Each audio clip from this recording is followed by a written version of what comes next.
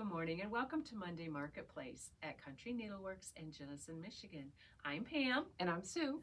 And today we're going to show you something a little bit different. It's more like a how-to session.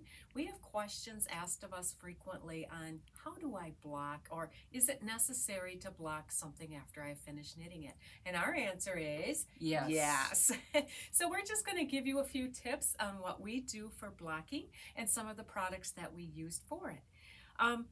First of all, the most worthwhile thing to block into are these mats. Right. And we have mats here, of course, available for purchase. They're just the nice foam mats.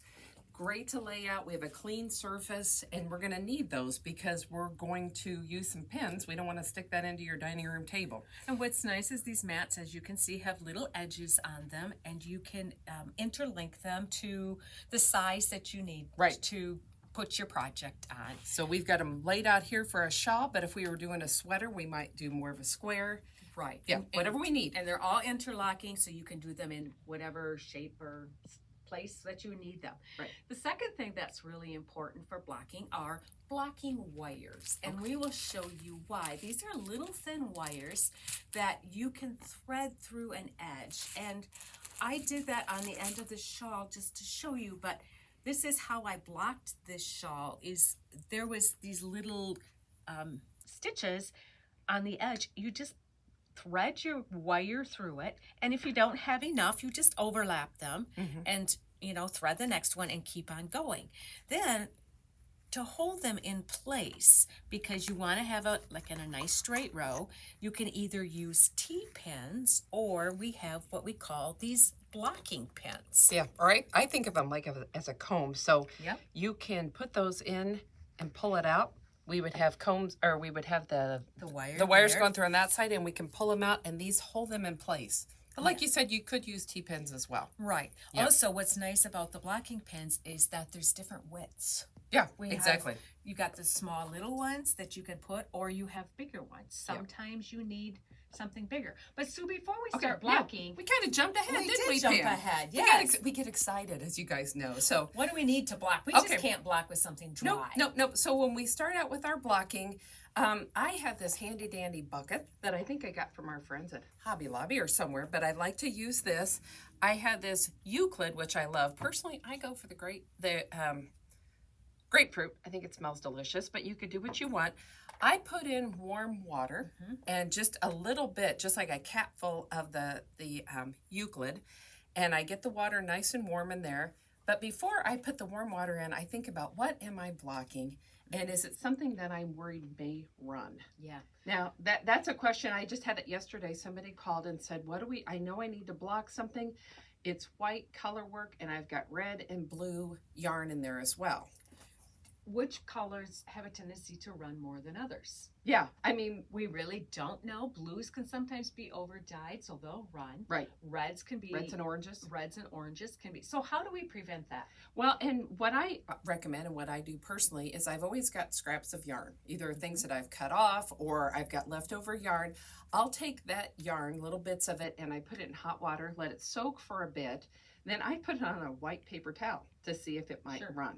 Okay, that's one idea that you could do. That's a good way to test it. Another thing is, there's a product, mine's a little beat up, I brought this from home, called Color Catchers. Say that 5 times fast. Color Catchers, made by the Shout people.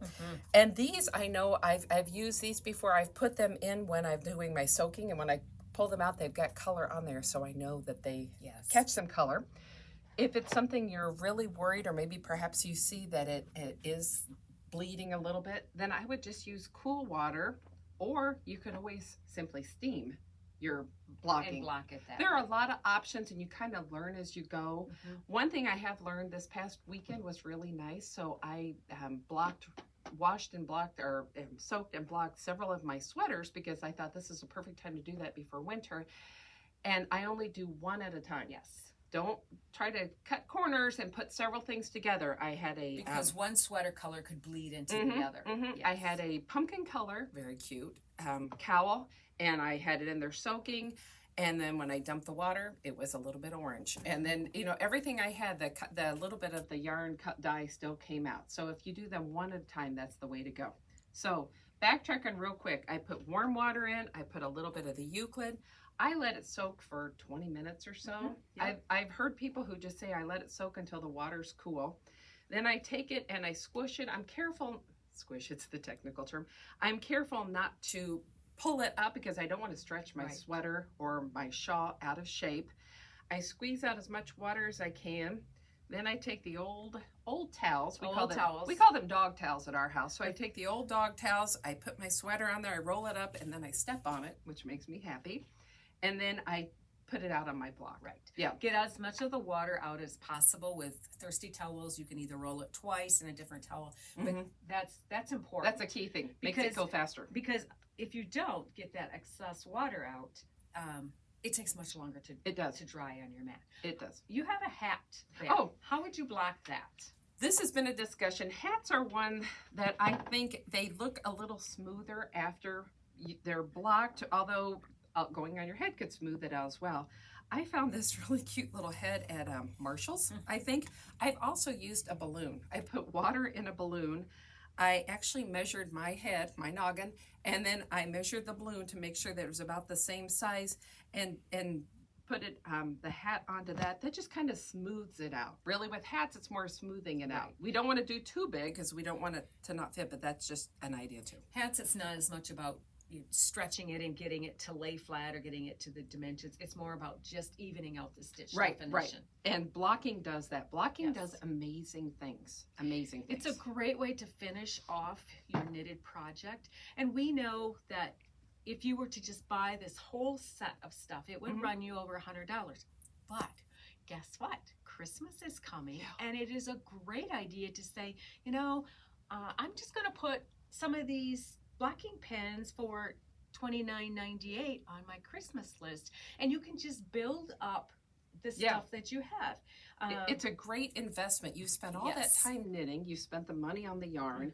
And so you want to finish it off to make it look its best. It makes it look the most professional when you block it with accuracy and finish it off. It just gives it a nice finish. It really does. So we hope that today we've answered some of your questions. If you have more questions, you can call us at 616-457-9410 or email us at sales@countryneedlework.net. So we hope we've answered your questions, and we look forward to seeing you next time. Bye. Bye-bye.